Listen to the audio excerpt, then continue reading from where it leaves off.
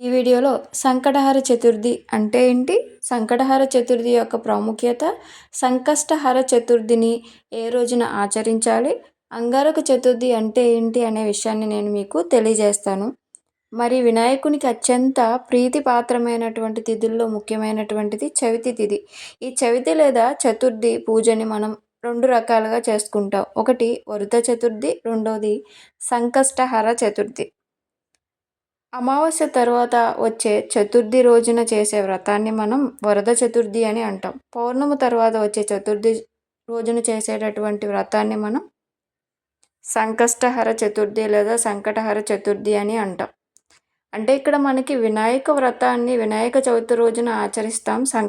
సంకటములన్నిటినీ తొలగించేటటువంటి వ్రతం కాబట్టి దీన్ని మనం సంకష్టహర చతుర్థి అని అంటాం.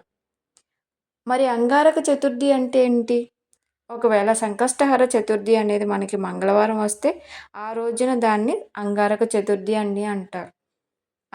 మరి అంగారక చతుర్థిని చేయడం వల్ల మనకి కలిగే ప్రయోజనం ఏంటి అంటే మంగళవారం పూట ఈ సంకష్టహర చతుర్థి వచ్చినప్పుడు ఆ రోజు మనం ఈ సంకష్టహర చతుర్థిని చేయడం వల్ల మనకున్న ప్రయోజనం ఏంటి అని చూసుకున్నట్లయితే, ఎవరికైతే కుజదోషాలు అనేవి ఉంటాయో జాతకంలో అవన్నీ కూడా తొలగిపోయి సంకటాలన్నీ తొలగి సఫలత అనేది చేకూరుతుందని విశ్వాసం. మరి మనకి ప్రతి మాసంలో కూడా కృష్ణపక్షంలో అంటే పౌర్ణమి తర్వాత వచ్చేటటువంటి 3, 4 రోజుల్లో చవితి వస్తుంది కదా! ప్రదోష సమయం అంటే సాయంకాల సమయంలో చవితి ఎప్పుడు ఉంటుందో ఆ రోజున సంకష్టహర చవితిగా పరిగణించాలి. అయితే 2 రోజుల ప్రదోష సమయంలో చవితి ఉండడం అనేది సాధారణంగా మనకి ఎప్పుడూ సాధారణంగా జరగదు. ఒకవేళ ఎప్పుడైనా అలా జరిగితే మట్టికి రెండో రోజున సంకష్టహర చవితిని మనం గమనించాలి.